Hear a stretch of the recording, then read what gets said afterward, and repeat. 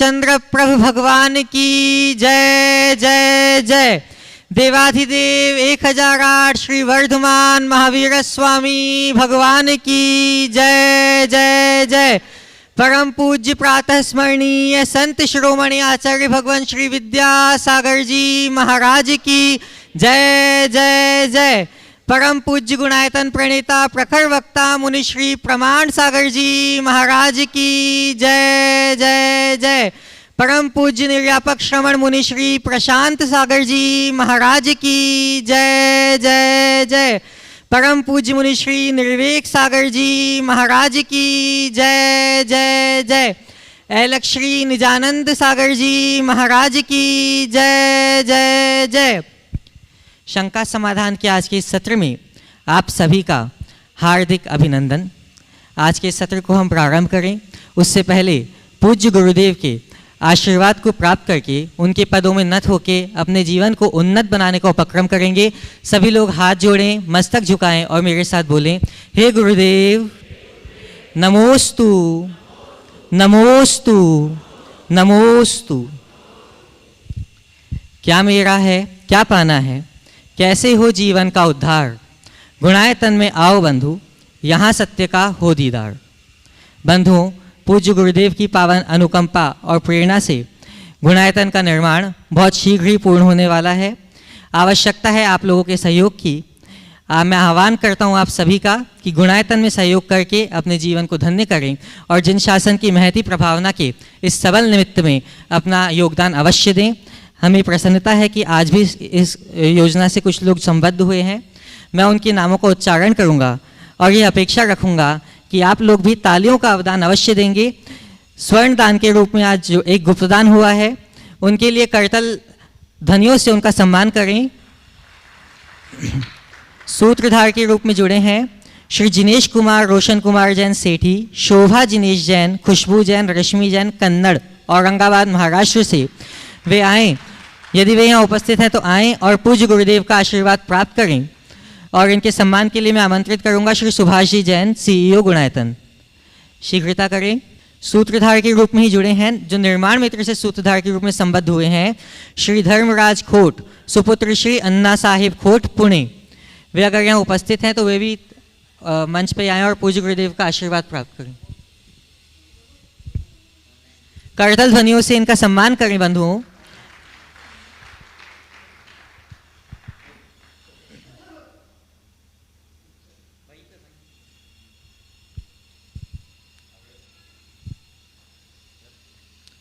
तालियों का अवदान निरंतर चलते रहना चाहिए।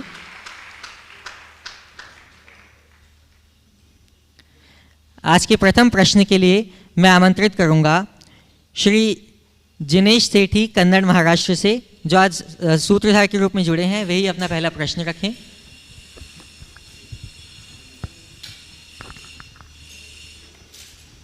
नमोस्तु महाराज, नमोस्तु नमोस्तु नमोस्तु। महाराज, हे भगवान, नमोस्तु नमोस्तु नमोस्तु। महाराज, मैं एक जगह ऐसा लिखा देखा था कि 3 लोगों के जीवों का आहार निरंतराय हो, तो उसमें तो जो जीव है मांसाहारी भी जीव रहते हैं, तो उसके लिए हमारे को क्या दोष लगेगा? देखिए, भावना में लोग बोलते हैं आहार निरंतराय हो, तो निरंतराय आहार की कामना तो उनके लिए करना चाहिए जो अंतराय करते हो। जो निरंतर रहते हैं उनका क्या निरंतराय है? समझ गए? जिनका अंतर पड़े यानी अंतराय आए, जिनमें अंतर आए उसका नाम अंतराय है। और जो निरंतर, उसमें क्या निरंतराय बोलोगे आप? तो ये भावना में लोग बोलते हैं। कायदे से पात्रदान की अनुमोदना करनी चाहिए और चतुर्विध संघ का निर्विघ्न निरंतराय आहार हो, ये कामना होनी चाहिए। और सभी जीव सुखी रहे, ये भावना भानी चाहिए। ये उत्तम। नमोस्तु नमोस्तु। अगले प्रश्न के लिए तैयार रहेंगे ब्रह्मचारी अमोल भैया जी, और उनके बाद तैयार रहेंगे श्री सुभाष जी जैन, सीईओ गुणायतन। मंच पर तीनों मुनिराजों को नमोस्तु नमोस्तु नमोस्तु। महाराज जी, एक छोटा सा प्रश्न है कि व्यक्ति जीवन में जन्म लेता है, जीवन भर अपने आकांक्षाओं को पूर्ति करने के लिए कठिन से कठिन प्रयास करता रहता है और अपना जीवन भी निछावर कर देता है, लेकिन अंत में वो पाता है कि वो जीवन इसीलिए था कि वो उसी के लिए अपनी पूर्ति में ही लगा रहे। पूछना क्या चाह रहे हो? घबराओ नहीं।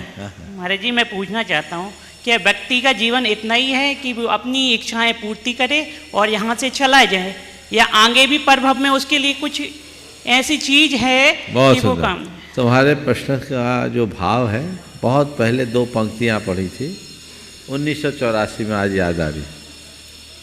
इस जहां में न जाने क्या कारनामे कर गए, बीए किया, एमए किया, नौकर हुए, पेंशन मिली और मर गए।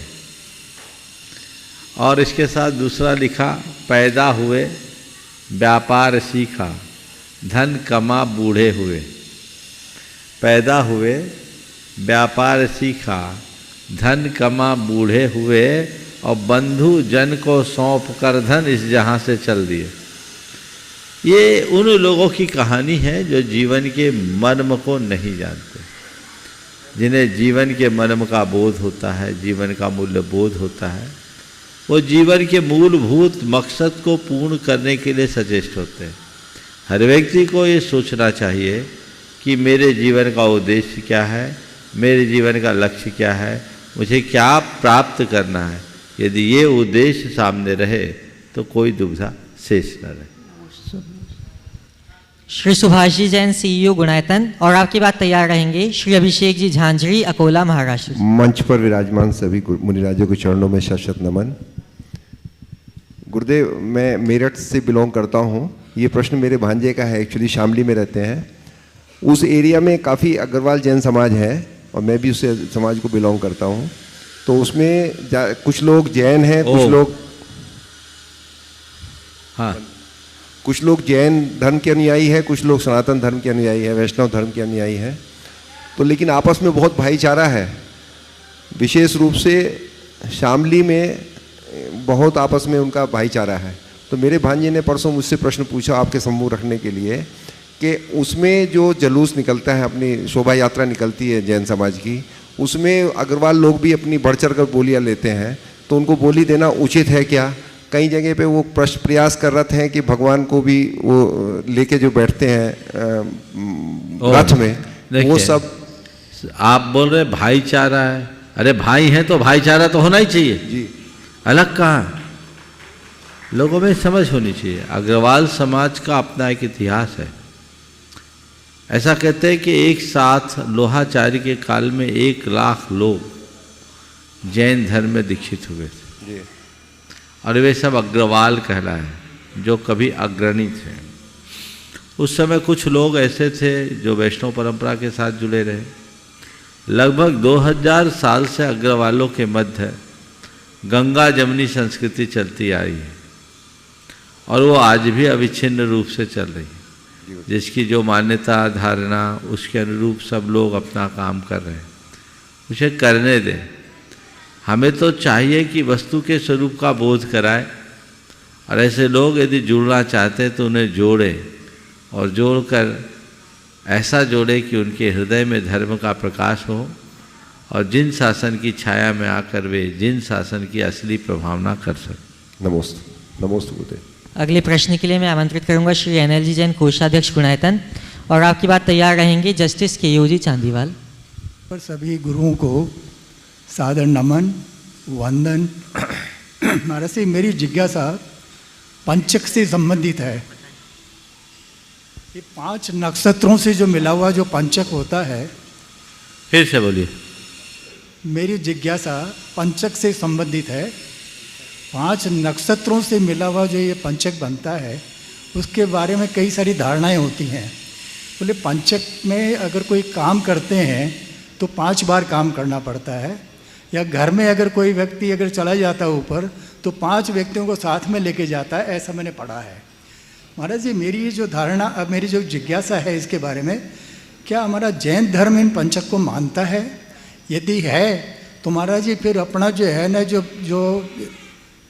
अपना जो कल्याण जो अपना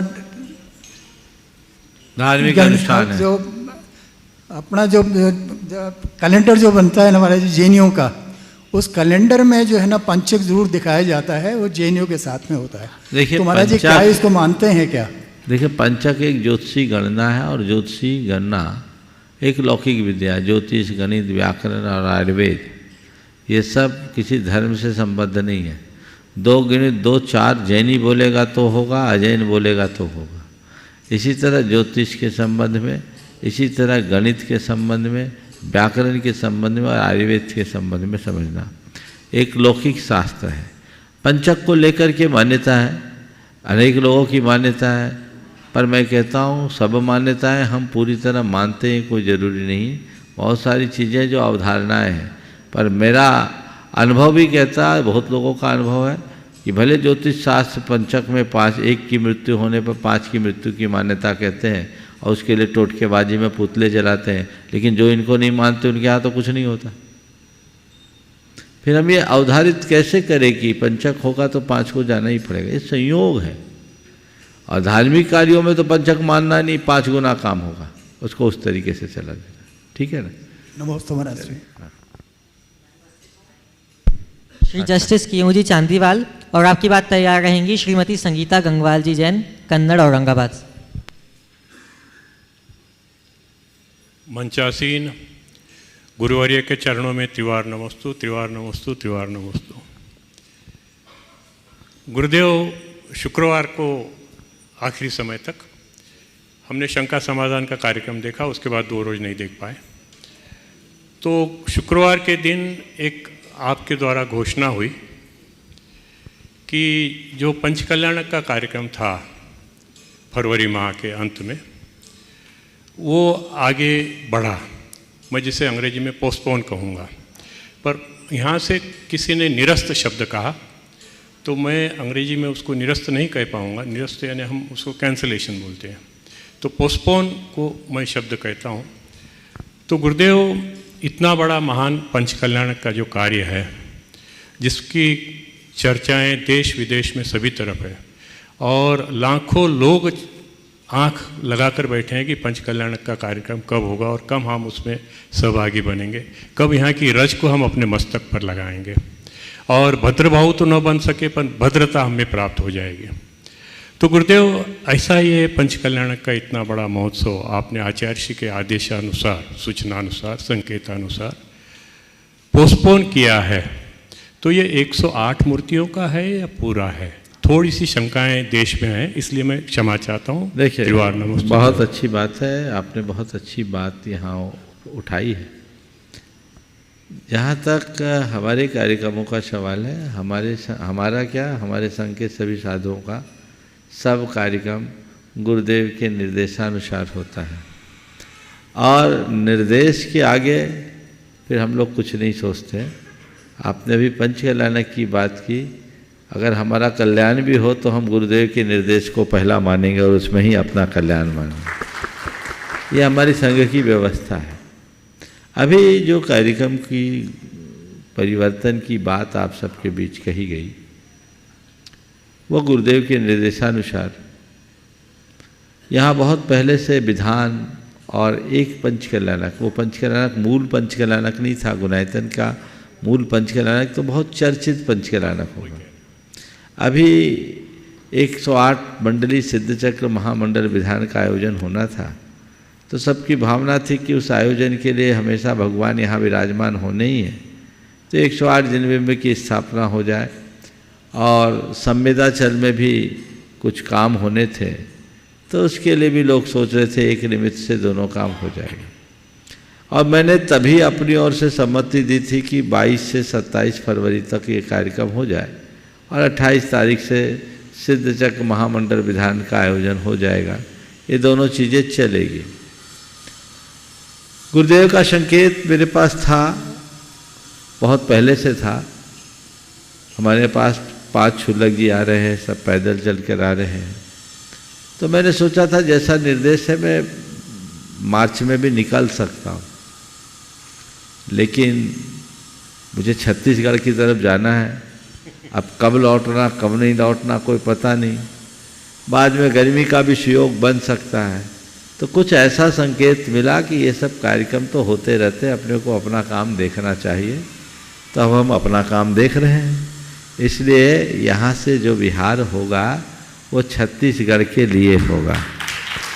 अब आगे कहाँ होगा मुझे नहीं मालूम, लेकिन बिहार छत्तीसगढ़ की ओर हो रहा है। और ये मुख्य पंच कल्याणक अभी तो घोषित ही नहीं हुआ, तो उसके कैंसिलेशन का तो सवाल ही नहीं। ये 108 जिन बिंबों की प्रतिष्ठा का एक योग बन रहा था, जिसे अभी आपके कथनानुसार बिल्कुल सही कहा है, स्थगित कर दिया गया है, पोस्टपोन कर दिया गया है। अब आगे कब होगा मुझे नहीं मालूम, लेकिन आप लोगों का पुण्य होगा तो जरूर होगा, जल्दी ही होगा, ऐसा सोचना चाहिए। इसलिए किसी भी प्रकार का भ्रम मन में न रखे। कोई ऐसा कार्यक्रम यहाँ पर परिवर्तित नहीं हुआ, क्योंकि वो कार्यक्रम आचार्य महाराज के आशीर्वाद के बाद ही होगा, उसके पहले होगा नहीं। अभी तो कमेटी वहाँ जाकर निवेदन ही नहीं की, क्योंकि काम अभी बहुत कुछ शेष है दिख रहा है। तो जब तक कमेटी एक स्थिति में न पहुँच जाए तो कमेटी भी गुरुदेव के पास जाने में समर्थ नहीं है। पर बहुत जल्दी वो समय आया, और मैं कमेटी से चाहूँगा कि जल्दी से जल्दी काम को पूरा करके उस बहुप्रतीक्षित कार्यक्रम की तिथि भी घोषित करे, ताकि उसे भव्यता के साथ संपन्न किया जा सके और इस संदर्भ में और कोई भ्रम न रहे। उपस्थित हूँ श्रीमती संगीता गंगवाल जी जैन, कन्नड़, औरंगाबाद से। मंच पर विराजमान सभी मुनिराजों के चरणों में त्रिवार नमोस्तु नमोस्तु नमोस्तु गुरुदेव। प्रश्न ये है कि बहुत से महिलाएं या पुरुष वर्ग सब अपने अपने पैरों पर, तो महिलाएं भी खड़ी रहती है, वैसा ही कोई मेरी ऐसी ही स्थिति है। अब बच्चे बोलते हैं मम्मी रुक जाओ, तो बात यह है कि अगर रुक जाए तो कभी जीवन में कभी किसी से मांगने का काम नहीं पड़ा, तो आगे का जीवन कैसे व्यतीत करे, और इसमें बच्चों का कर्तव्य क्या रहेगा? अगर बच्चे कहते रुक जाओ तो आप अपनी स्थिति देखो। अगर जेब भरी है तो बिल्कुल रुक जाओ, और जेब खाली है तो किसी की मत सुनो। समझ गए? मैं हमेशा कहता हूँ, अगर तुम्हारे पास जेब है तो उसे भरी रखो, या तो जेब मुक्त हो जाओ। जेब ही मत रखो। जेब नहीं रखोगे तो जेब वाले पीछे घूमेंगे, फिर चिंता नहीं। काम तो जेब के बिना चलता नहीं है। जिनके पास जेब नहीं है उनके पीछे जेब वाले हैं, पर जो जेब रखे हैं उनको किसी के आगे हाथ पसारना लज्जा की बात है। इसलिए जेब भरी रहना चाहिए और उसी अनुरूप योजना बनानी चाहिए। दूसरे शब्दों में मैं कहूँ तो ये कह सकता हूँ कि पहली पारी में इतना बड़ा स्कोर खड़ा कर लो कि दूसरी पारी में बल्ला उठाने की नौबत ही ना आए।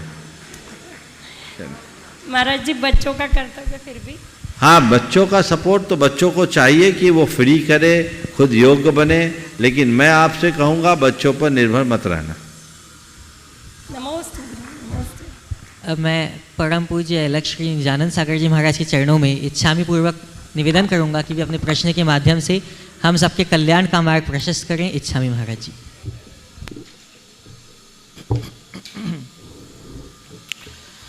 एक शिष्य आचार्य पूज्यपाद स्वामी के चरणों में पहुंचा और कहने लगा कि भगवान, हमने भगवान की भक्ति की, तीर्थ यात्रा की, फिर भी हमारे अंदर का अज्ञान दूर नहीं हुआ है, तो उस अज्ञान को दूर करने के लिए हम क्या करें? तो आचार्य पूज्यपाद स्वामी समाधि तंत्र में कहते हैं, तद्ब्रूयात् तत्परान् पेच्छेत् तदोत्तर तत्परो भवेत् एना विद्यामयम रूपम त्यक्त्वा विद्यामयम भजेत्।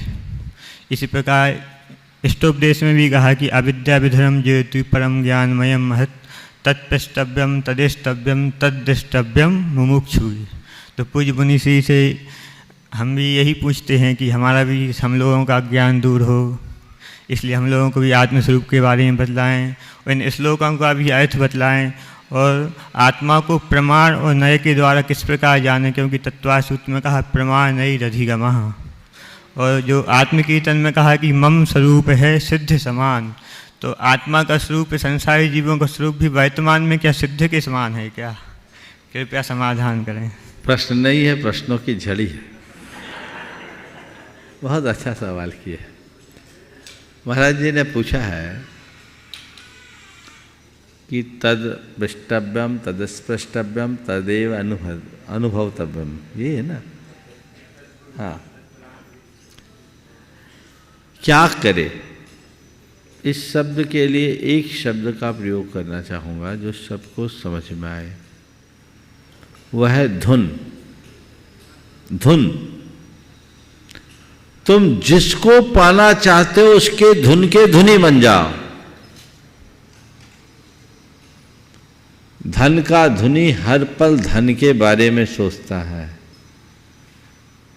और ध्यान का धुनी हर पल ध्यान के बारे में सोचता है। आत्म तत्व को प्राप्त करना चाहते हो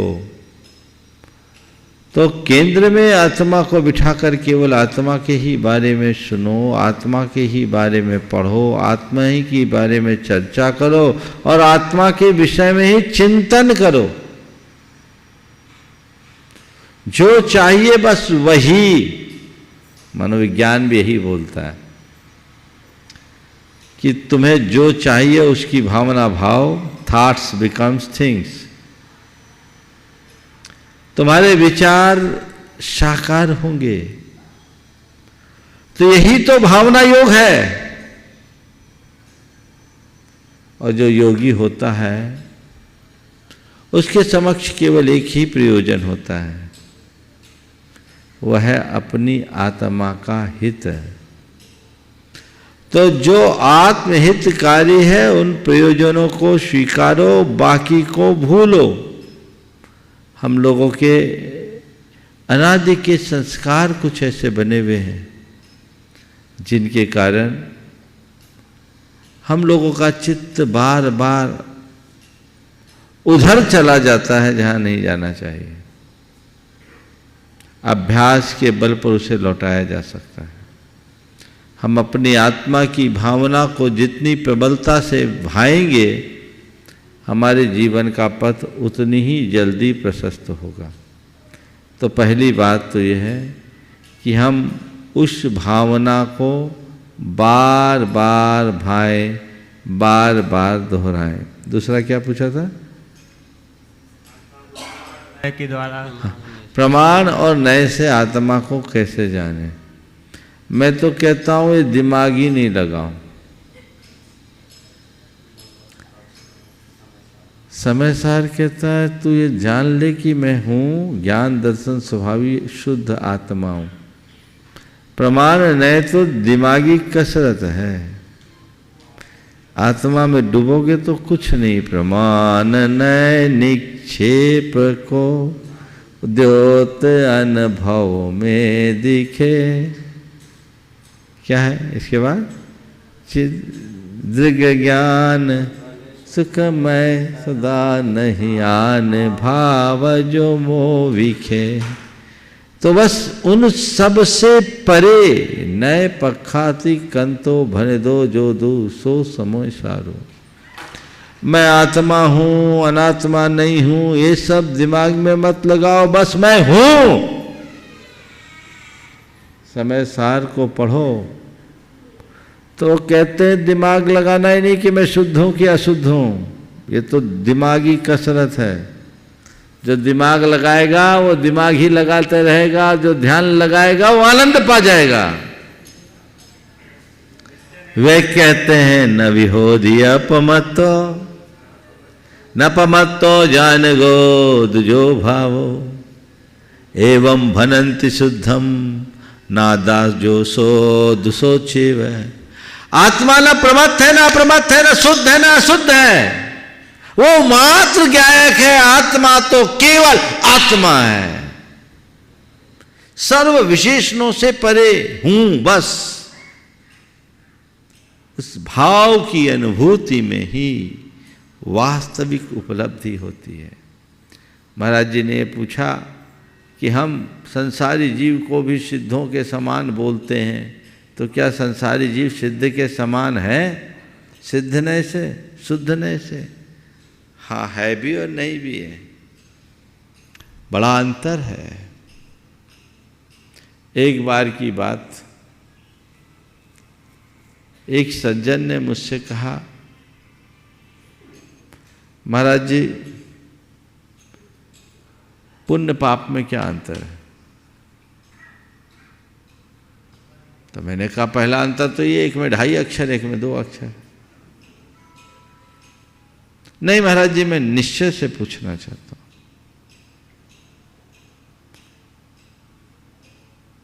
तो निश्चय और व्यवहार क्या है? जो अंतर जिस अर्थ में है, निश्चय में तो पुण्य भी नहीं है, पाप भी नहीं है, जो है सो है।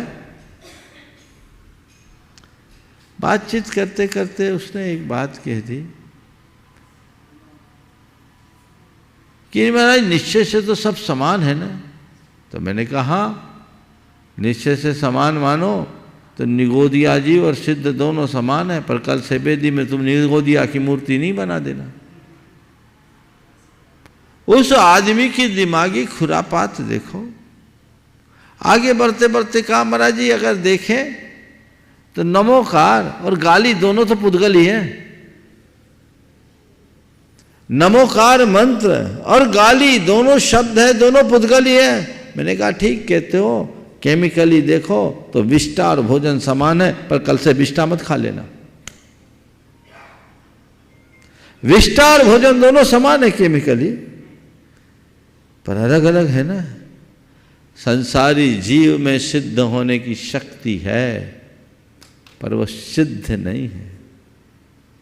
जब शुद्ध बनेगा तब सिद्ध होगा। शक्ति की अपेक्षा अलग है और व्यक्ति की अपेक्षा अलग है। हम भगवान बनने की योग्यता से संपन्न है, ये हमारी क्षमता है, पर उसकी अभिव्यक्ति तभी होगी जब हम भगवत्ता को प्रकट करेंगे। हो गया? मैं परम पूज्य मुनीश्री निर्भीक सागर जी महाराज के चरणों में नमोस्तु पूर्वक निवेदन करूंगा कि वे अपने सर्वोपयोगी प्रश्न के माध्यम से हम सबको उपयुक्त राह दिखलाएं। उनके चरणों में नमोस्तु।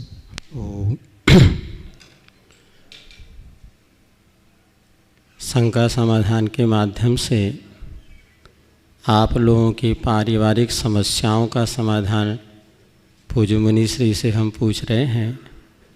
शिक्षा को लेकर कल एक प्रसंग चला था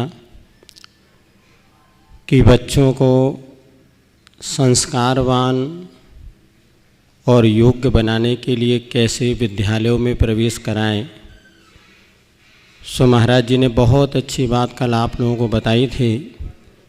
यदि आप शाकाहारी संस्कृति से जुड़े हैं तो सर्वप्रथम आप ऐसे विद्यालय का बच्चों के लिए चयन करें जहाँ का परिसर शाकाहार का समर्थन करने वाला हो। अर्थात सर्वप्रथम आप ये देखें कि हमारे बच्चों में कहीं मांसाहार की प्रवृत्ति तो पैदा ना हो, अर्थात शिक्षक जो हैं वह भी शाकाहारी हो।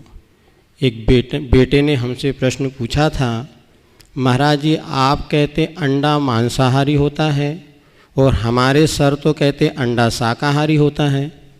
अब हम आपकी बात माने कि उनकी बात माने? उनके साथ हम 6 घंटे रहते हैं और आपके पास 6 मिनट के लिए आते हैं। अब इस समस्या का जो समाधान कल महाराज जी ने कहा था कि शिक्षक शाकाहारी हो और जिस विद्यालय में आप बच्चों को डाल रहे हैं उतना तो सोचे कहीं वहाँ मैनेजमेंट इस मांसाहार की प्रवृत्ति का समर्थन करने वाला तो नहीं है। ये 2 बातों पर, और उनका जो परिसर बच्चे जो रहते हैं वो किस तरह से व्यवहार करते हैं, कैसा खान पान करते हैं। एक पत्रिका में भी विषय आया था कि बच्चे किस तरह से परिवर्तित होते हैं। बहुत अच्छा कल महाराज जी ने आपको है। पहला, आप जो भी अगर अपने बच्चों के स्कूल में दाखला दे रहे हैं इस बात का ज़रूर ध्यान रखें। अब इसी विषय को लेकर के एक समस्या जो प्राय है हमारे जीवन में बच्चों के बौद्धिक और शारीरिक विकास दोनों की अपेक्षा से बच्चों को स्कूल में डाला जाता है। और जब बच्चों को स्कूल में प्रवेश कराते हैं तो उनके दोनों विकास के लिए समय भी अपेक्षित होता है। आज वर्तमान परिवेश में विद्यालयों का जो समय है लगभग वो सुबह 7:30 8 बजे से लेकर के 2:30 या 3 बजे तक का समय है। इस समय के जब से प्राइवेट स्कूल्स वगैरह या कोई ऐसा समय हो गया, इसमें सबसे बड़ी समस्या है कि जो छोटे बच्चे होते हैं उनको मम्मी ज़बरदस्ती उठा करके और डांट टपट करके 6 बजे से तैयार करके स्कूल जाने के लिए रेडी कर देती हैं। तो पहली समस्या तो ये होती है कि बच्चों का जो हमारा जैन दर्शन का प्रारंभिक देव दर्शन है वो छूट गया। और दूसरी बात, बच्चों का जो पहला भोजन कब होना चाहिए, आज बच्चे पहला भोजन ही 2:30 और 3 बजे कर पाते हैं, क्योंकि भूख लगती है 10 बजे तो कुरकुरे चिप्स या थोड़ा सा भोजन लेके अपना जीवन व्यतीत कर लेते हैं और अगला भोजन उनकी रात्रि में करने की अनिवार्यता बन जाती है। तो वास्तव में बच्चों के बौद्धिक और मानसिक विकास के लिए शिक्षा का उचित समय क्या होना चाहिए, यदि इस पर महाराज जी का मार्गदर्शन हो तो शायद आज हमारे मतलब शाकाहारी संस्कृत जैन समाज के द्वारा हजारों स्कूल, हजार तो कम से कम हैं, पूज्य अभय सागर महाराज जी ने हमें एक लिस्ट भेजी थी, इसमें 1000 से ज़्यादा स्कूल हैं जिसको जैन संस्कारों में पले पुसे लोग उसका संचालन कर रहे हैं। उनकी संख्या बढ़ भी गई होगी। यदि आपका उचित निर्देशन इस विषय में हो जाए तो बच्चों के जैनत्व का भी संस्कार बचे रहेंगे और उनके बौद्धिक और मानसिक विकास भी स्वस्थ रहेगा। इसी अपेक्षा के साथ इस समस्या का समाधान बहुत सबको गंभीरता से विचार करना चाहिए। कल महाराज जी ने कहा था एक अच्छे स्कूल का क्या स्वरूप होना चाहिए। आज भी उसी से जुड़ी हुई बात है जो बहुत महत्वपूर्ण है। बच्चों को अच्छी पढ़ाई अच्छे स्कूल में दें, लेकिन अच्छी पढ़ाई अच्छे स्कूल में हम तभी अच्छे से कर पाएंगे जब हमारा तौर तरीका भी अच्छा हो। वर्तमान में विद्यालयों की जो व्यवस्था है इससे कई तरह के नुकसान हैं। संस्कार तो जाते हैं, शारीरिक और मानसिक विकास भी उससे बाधित होता है, भावनात्मक स्वास्थ्य भी उससे बुरी तरह प्रभावित होता है। वर्तमान की जो शिक्षा प्रणाली है, मैं उसे गलत तो नहीं कहता पर अधूरी जरूर कहता हूँ, क्योंकि वर्तमान शिक्षा प्रणाली मनुष्य के बौद्धिक विकास की तरफ केवल ध्यान देती है, थोड़ा बहुत फिजिकल भी, लेकिन केवल शारीरिक और बौद्धिक विकास हमारे जीवन का परिपूर्ण विकास नहीं है। जीवन के परिपूर्ण विकास के लिए हमें नैतिक, चारित्रिक और भावनात्मक विकास पर भी ध्यान देना चाहिए। पर यह तभी होगा जब हम इसकी शिक्षा दें। तो आज की शिक्षा अधूरी है, इसलिए अपूर्ण शिक्षा से अपूर्ण व्यक्तित्व का निर्माण होता है। संपूर्ण व्यक्तित्व का निर्माण तभी होगा जब संपूर्ण शिक्षा हो। तो शिक्षा का ऐसा स्वरूप होना चाहिए जो मनुष्य के सर्वांगीण विकास का आधार बने। आज आपने जो समय की बात की बहुत अर्थपूर्ण है। दूध पीते बच्चे, नन्हे मुन्ने बच्चों को कड़कड़ाटी ठंड में भी जब 7 साढ़े 7 बजे बस पकड़नी पड़ती है तो बड़ा दर्द सा होता है। इसको टाइम बदलना चाहिए।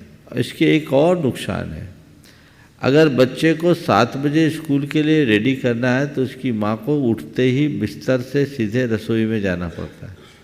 उसको इतना समय नहीं कि वो स्नान कर ले, जबकि जैन चौके की एक परंपरा थी कि कोई भी गृहिणी स्नान किए बगैर रसोई में प्रवेश नहीं करती थी।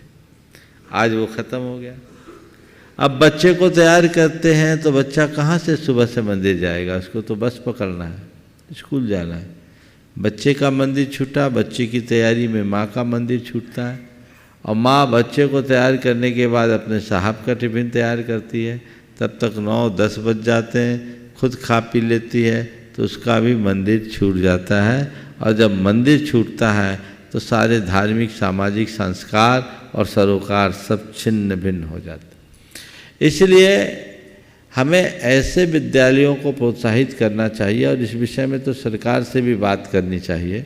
और कोई व्यक्ति चाहे तो IPL भी लगाए कि छोटे बच्चों का विद्यालय जैसे गर्मी अधिक होने पर, सर्दी होने पर बंद करना पड़ता है, क्या इसका टाइम नहीं बदला जा सकता? प्ले स्कूल भी अर्ली हो जाता है। चांदीवाल साहब से मैं कहूँगा कि इसमें कोई गुंजाइश है तो ज़रूर उससे किसी से कराइए कि ये इसका टाइम कम से कम 10 बजे का होना चाहिए, ताकि बच्चे समय पर जाए और अपना समय पर आ सके और उनकी अच्छी पढ़ाई हो। हम लोगों के ज़माने में तो स्कूल का टाइम ही 10 बजे का होता था। आज ये एक एक क्या 2-2 बैच होने के चक्कर में और दो पूरा एकदम इसका जो औद्योगिक रूप बन गया, उसके कारण चीज़ें बदल गई। इसमें परिवर्तन होना चाहिए।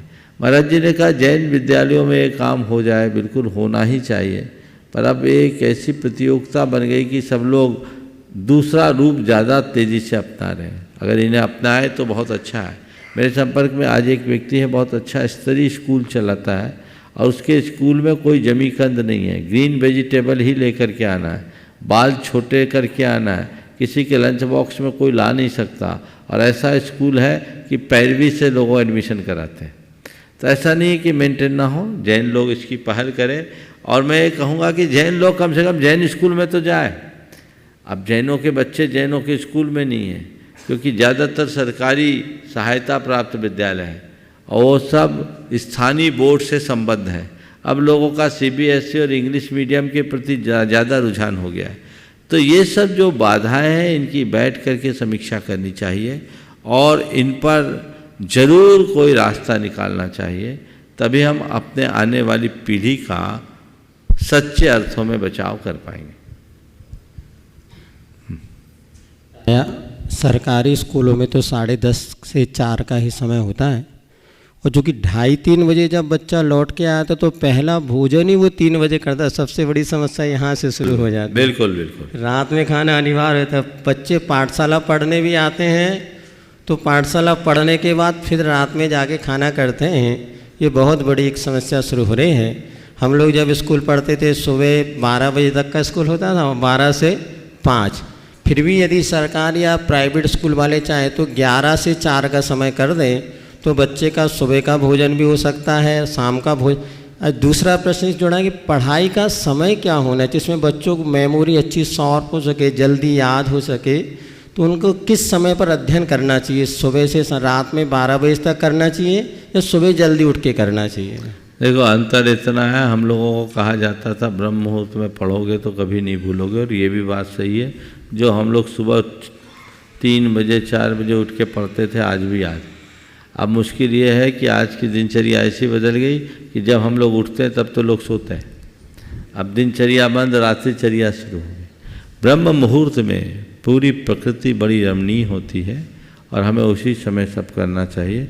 उस समय करने से हमारी स्मृति बहुत प्रखर होती है और वो चीज़ें कभी भूलते नहीं, क्योंकि उस समय हमारे शरीर के रसायनों का स्राव ही वैसा होता है। इसलिए सभी को चाहिए जल्दी सोए और जल्दी उठे, रात को जल्दी से। अब मैं परम पूज्य मुनि श्री प्रशांत सागर जी महाराज के चरणों में नमोस्तु पूर्वक निवेदन करूंगा कि वे अपने प्रश्न रूपी दीपक के माध्यम से शंका समाधान को प्रकाशित करा के हम सबका अनुग्रह करें। नमोस्तु महाराज जी। प्रश्न भी करके उत्तर स्वयं देता हूँ। एक प्रश्न हुआ था पूर्व में, उसका कोई चिंतन हुआ।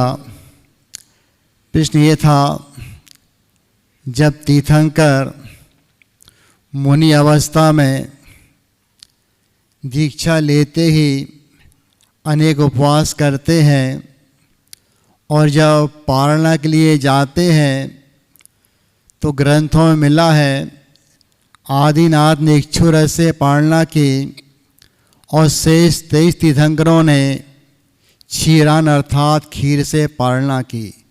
क्षीर अर्थात दूध, अन्न माने अन्न। तो ऐसा क्यों हुआ? तो ये कहता है चिंतन, कोई आगम नहीं है। यदि आपकी थाली मात्र रोटी के गिलास हो और सब्जी दाल कुछ भी ना हो तो आप कितने गिलास खा पाएंगे? एक आध गिलास आपका मुश्किल से अंदर जाएगा। और बहुत सी चीज़ें हो तो 2, 4, 5 रोटी आप आराम से खा जाते हैं अपनी शक्ति के अनुसार। उसी तरह जो तीर्थंकर है मुनि अवस्था में उसके साधना करने वाले होते हैं, जो भी आहार लेंगे तो मात्र एक ही वस्तु का आहार लेते हैं, यह सिद्ध होता है। इच्छु रस लिया तो वो आपका चलेगा, खीर ली तो वो आपका चलेगा, ऐसा यह चिंतन बोलता है, आगम नहीं है। दूसरा एक और था कि जैसे कि 8 वर्ष में मुनि बन के प्राप्त कर सकते हैं केवल ज्ञान, किंतु जो तीर्थंकर हुए हैं बाल यति भगवान महावीर पार्श्वनाथ, इनने दीक्षा ली 30 वर्ष में। ऐसा क्यों? तो ऐसा लगता है लोक व्यवहार में जैसे कोई मतदान करते हैं, उम्र होती 18 वर्ष की होती है, और जो उम्मीदवार खड़ा होता है विधानसभा हो लोकसभा हो, उसकी आयु होती है 25 वर्ष, किंतु उसे प्रधानमंत्री बनना है, राष्ट्रपति बनना है, तो उसकी आयु होती है 35 वर्ष। इसी तरह ऐसा लगता है कि सामान्य केवली तो 8 वर्ष में हो जाते हैं, और जिन्हें तीर्थंकर होना है उन्हें कम से कम 30 वर्ष घर में रहना आवश्यक होता है। ऐसा यह सिद्ध होता है, क्योंकि एक और संयम होता है जिसका नाम है, कौन सा है, पर्यवसान संयम। उसके लिए कहा गया है 30 साल तक घर में रह कर के आगे वह जाता है तीर्थंकर के पादमूल में, और कितने 3 वर्ष से लेके 9 तक के बीच में रहकर वह ज्ञान प्राप्त करते हैं। तो यहाँ भी लगता है जो विशेष पद की प्राप्ति है उसके लिए आयु 30 वर्ष होनी चाहिए बस। ओह, बहुत अच्छा महाराज जी ने अपना चिंतन प्रस्तुत किया है, और ये महाराज जी ने पहले ही कहा मेरा चिंतन है। एक बात महाराज जी ने अभी अपनी चर्चा में की कि भगवान एक ही वस्तु को लेते हैं, हालांकि इसका कोई वैधानिक प्रमाण नहीं मिला। हो सकता है वो गए तो श्रावकों के यहाँ सरस भोजन भी लेते हों, पर चूँकि आहारों का उल्लेख तो है तीर्थंकरों का और बाकी चीज़ें नहीं है, इसलिए हम कुछ कह नहीं सकते। पर वे लोग बड़े भाग्यशाली हैं जिन्हें तीर्थंकरों के आहार का अवसर मिलता है। अभी है 5-10 मिनट का समय और है। महाराज जी आप पूछना चाहे तो पूछ सकते हैं। इसी शिक्षा को लेकर के जब हम लोग स्कूल पढ़ते थे, दूसरा पूछो, शिक्षा बहुत चलिए। हाँ, तो हमने सोचा चलिए अगला प्रश्न है, अच्छे संबंधों की शुरुआत संबोधन से होती है। जैसे माँ को लेकर के, पिता को लेकर के माता जी, माँ जी, पिताश्री आदि आदि अच्छे अच्छे संबोधन होते थे, लेकिन अंग्रेजी शिक्षा में एक अंकल और आंटी लगभग 2 ही संबोधन बचे हैं। सारे रिश्ते गौण हो गए, पता नहीं चलता ये मौसी हैं कि बुआ जी हैं। यहाँ तक तो फिर भी ठीक था, किंतु आज बच्चों की व्यवहार की बोलचाल में एक संबोधन जो चल रहा है, अरे यार, मम्मी से भी अरे यार महाराज जी, अरे यार मम्मी जी, अरे यार। तो ये यार जो संबोधन होता है बात, और यहाँ तक ये तो अभी बच्चों की बात है। अभी हमने तो कई जगह जैसे जैसे जो उच्च शिक्षा के बाद आगे जो अपना नाम लिखते हैं, उनमें लोगों ने कुमारी और सौ लिखना बंद कर दिया, या सौभाग्यवती पहले लिखते थे कुमारी सौ, ये भी मात्र सीधे नाम होता, पीछे सरनेम आदि सब छूट गए। तो प्रश्न हमारा यही है कि संबंध अच्छे बनाने के लिए हमें अपने संबोधन में कैसे परिपक्वता लानी चाहिए, और एक दूसरों को किन संबोधन, जैसे भाई बहन सरस्वती शिशु मंदिर में आज भी बेटा बेटी एक दूसरे को भैया बहन कह के संबोधित करते हैं, जिसका ये परिणाम रहता है कि शिक्षा अवस्था में उनके मन में एक आपस में एक जो संबंध होता है वो बहुत अच्छा होता है। यार का ये जो संबंध, ये कहाँ तक उचित और अनुचित है, इस विषय में दिशा निर्देशन आपका हो। बहुत ही चिंतनपूर्ण बात महाराज जी ने प्रकट की। हमारे संबंध हमारे संबोधनों से जुड़ते हैं, और भारत की संस्कृति में ये विशेषता रही है कि हमने हर किसी को जो संबोधन दिया है वो उसके संबंधों के अनुरूप दिया है।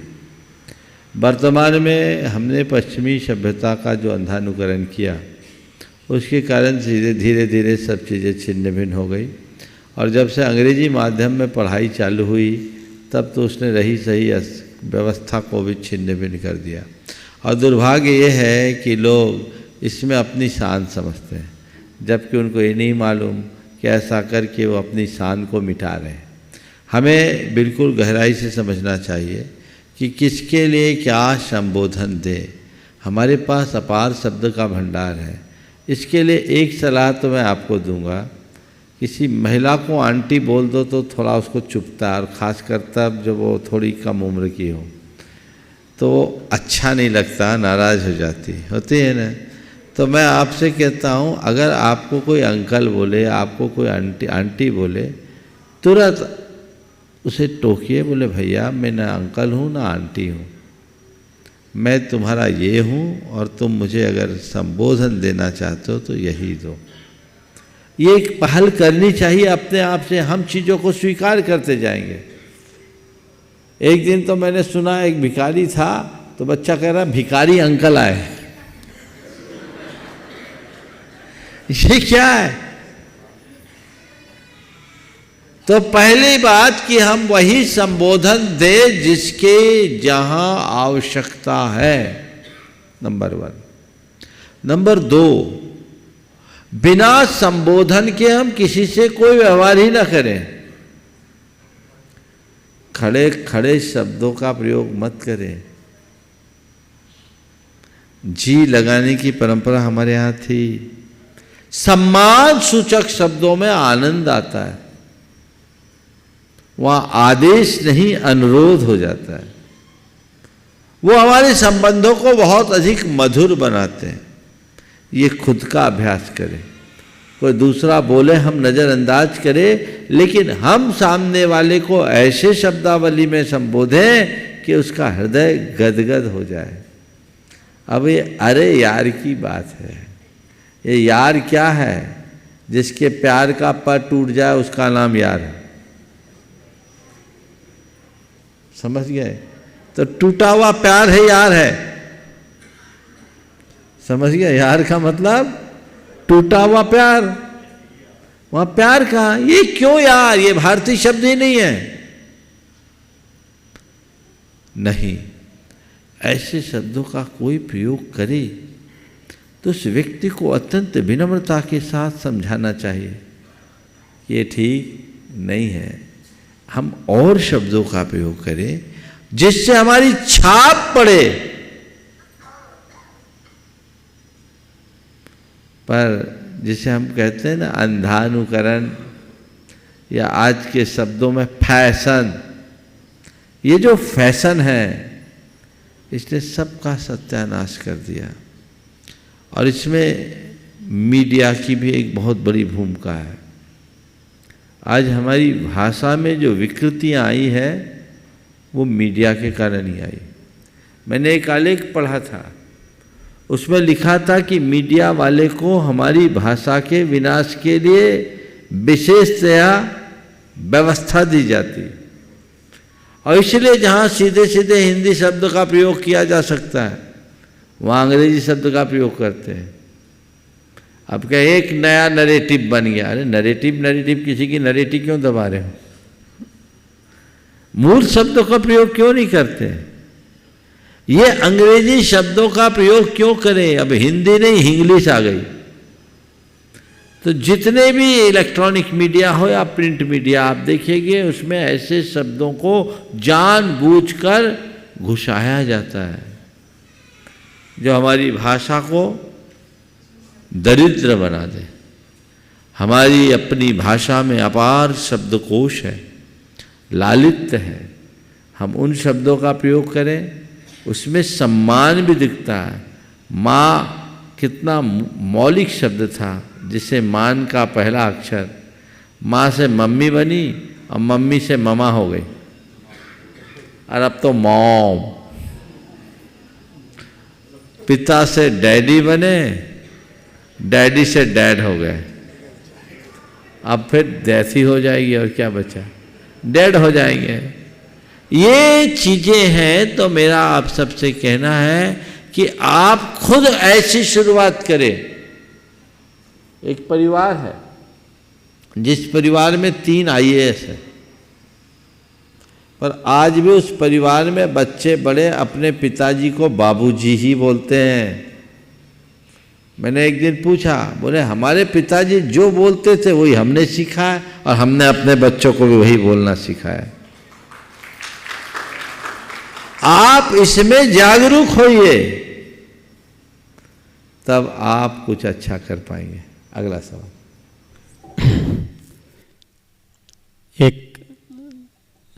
जब बच्चे 10वीं पास कर लेते हैं और उनके सामने एक बहुत बड़ी समस्या खड़ी होती है कि माँ की भावना रहती है मेरा पढ़ लिख करके बेटा डॉक्टर बने, और माँ कहती है बेटा तू बायो सब्जेक्ट ले ले, और इधर पिताजी कहते हैं बेटा मेरी बहुत बड़ा व्यापार है, तुझे व्यापार संभालना है इसलिए तू कॉमर्स सब्जेक्ट ले ले। और उसके दोस्त मित्रगण होते हैं, वो कहते हैं यार देख घर में माता पिता के पास रह के सारी ज़िंदगी खपाने से अच्छा है क्यों ना अपन UPSC IAS APSC की तैयारी करें और कोई अच्छे बड़े अफसर बन के अपनी ज़िंदगी व्यतीत करें। अब बच्चा तीनों की बात सुन रहा है और अपना कोई दिमाग चला नहीं पा रहा, वो महाराज जी के पास आता है, महाराज आप बताओ मैं क्या करूं, मम्मी की बात मानूं, पापा की बात मानूं या अपने मित्रों की बात मानूं, तो आप ही कुछ उसको सलाह दे दें। देखिए बहुत ही गंभीर बात है। मैं तो समझता हूँ इस समय काउंसलिंग की ज़रूरत है। जैसा महाराज जी ने कहा आजकल लोग उसी अनुरूप अपना क्षेत्र चुनते हैं, जबकि ये कतई उचित नहीं है। मेरी राय में 4 बातों का ध्यान रख करके ही अपने विषय का चुनाव करना चाहिए। सबसे पहली बात, पारिवारिक पृष्ठभूमि। जो बच्चा पढ़ने के लिए आगे जा रहा है, चाहे वो लड़का हो या लड़की, उसकी परिवार की पृष्ठभूमि कैसी है, नौकरी पेशा वाला है, व्यापारिक है, आर्थिक रूप से सक्षम या समर्थ है या कमज़ोर है, स्वस्थ है या निर्बल है, इसे उसे देखना चाहिए। दूसरी बात, उसकी स्वयं की रुचि, उसका किसमें, उसकी रुचि किसमें, उसका इंटरेस्ट कैसा है। तीसरा, वो अपना लक्ष्य क्या रखता है, उसे नौकरी करना है या व्यवसाय करना है। अगर नौकरी करना है तो फिर वो नौकरी के हिसाब से पढ़ाई करे, व्यापार करना है तो व्यापार के हिसाब से, और चौथे स्तर में किसमें संभावनाएं अधिक है। तो पारिवारिक पृष्ठभूमि, अभिरुचि, लक्ष्य और संभावनाएं, चारों बातों का तटस्थ रूप से जो विचार करता है, उसके बाद चीज़ें चुनता है, वो अपने जीवन में सफल होगा। अब एक दूसरे की देखा देखी, मेरा दोस्त वो कर रहा है इसलिए मुझे ये करना है, उसके बेटे ने ये किया इसलिए हमको करना है, अरे उनका बेटा बाहर जाके पढ़ा इसलिए हमको अपनी बेटी को बाहर पढ़ाना है, ये जो ढर्रा है ये महान दुखदाई है। इससे बचना चाहिए। गंभीरता से विचार करके यदि लोग कार्य करते हैं तो वो बहुत अच्छे परिणाम देते हैं, और उनकी अनदेखी कर दी जाए तो कभी भी परिणाम अच्छे नहीं आ सकते। इसलिए अच्छे परिणाम के लिए हमें सतत सजग रहना चाहिए और अपने जीवन को उसी अनुरूप आगे बढ़ाने की कोशिश करनी चाहिए। महाराज जी ने बहुत अच्छा सवाल उठाया है। समय और कुछ 1 मिनट बचा है, चलिए 1 मिनट के समय का हम उपयोग कर लेते हैं। तो ये जो बातें हैं बहुत अच्छा लगा। आप लोग रोज़ शंका समाधान तो सुनते ही हो, लेकिन अभी महाराज लोगों के माध्यम से जो शंका समाधान चल रहा है ये स्पेशल सत्र है ना।